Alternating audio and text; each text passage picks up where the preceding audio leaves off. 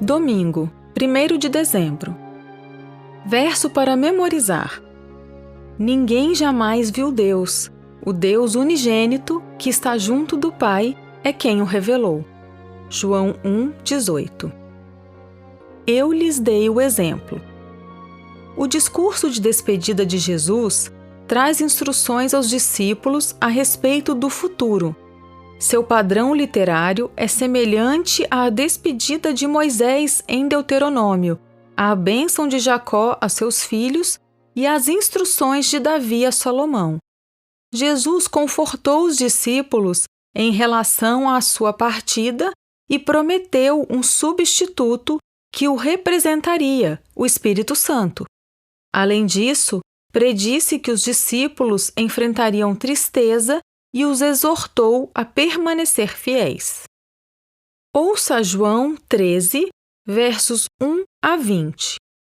Antes da festa da Páscoa, sabendo Jesus que era chegada a sua hora de passar deste mundo para o Pai, tendo amado os seus que estavam no mundo, amou-os até o fim. Durante a ceia, tendo já o diabo posto no coração de Judas, filho de Simão Iscariotes, que traísse Jesus, sabendo este que o Pai tinha confiado tudo às suas mãos, e que ele tinha vindo de Deus e voltava para Deus, levantou-se da ceia, tirou a vestimenta de cima e, pegando uma toalha, cingiu-se com ela.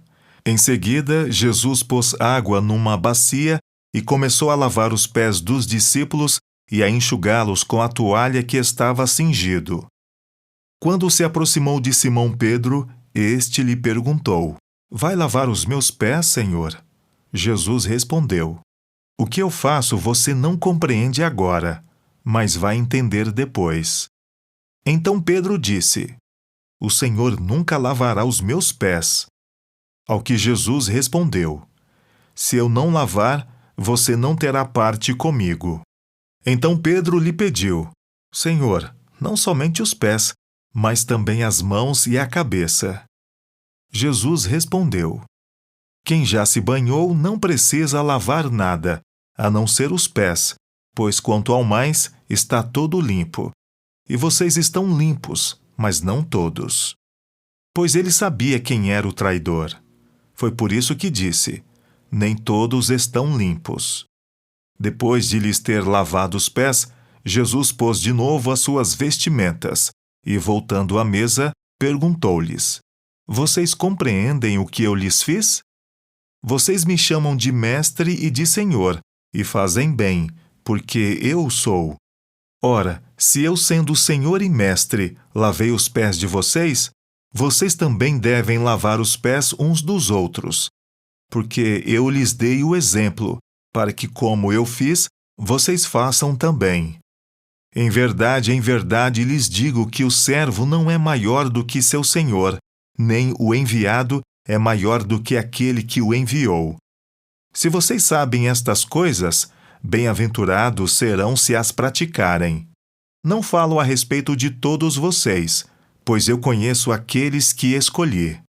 Mas é para que se cumpra a Escritura: Aquele que come do meu pão levantou contra mim o seu calcanhar. Desde já lhes digo isso, antes que aconteça, para que, quando acontecer, vocês creiam que eu sou. Em verdade lhes digo: quem recebe aquele que eu enviar, recebe a mim, e quem recebe a mim, recebe aquele que me enviou. Pergunta 1. Por que essa história é tão importante? Que lições Jesus procurou ensinar? Na época de Jesus, as pessoas geralmente usavam sandálias ou andavam descalças. Os pés ficavam empoeirados. Era costume que um servo ou escravo lavasse os pés das pessoas que chegavam para a refeição. Mas nenhum servo estava presente na noite em que Jesus fez sua última refeição com os discípulos antes de ser preso. Para surpresa de todos, o próprio Jesus se levantou da ceia e lavou os pés deles. João 13, versos 4 e 5, descreve as ações de Cristo passo a passo. Esse momento é narrado em detalhes para destacar o ato inacreditável de humildade do Mestre. Em João 13, versos 8 a 11, vemos o sentimento de perturbação dos discípulos diante das ações de Jesus. Como poderia ele, o Mestre e Senhor, realizar uma tarefa tão humilde?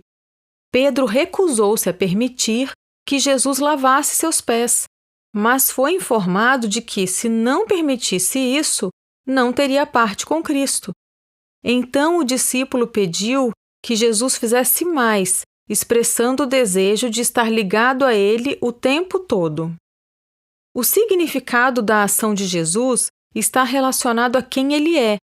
Em João 13, verso 13, Cristo afirma ser o Mestre e Senhor.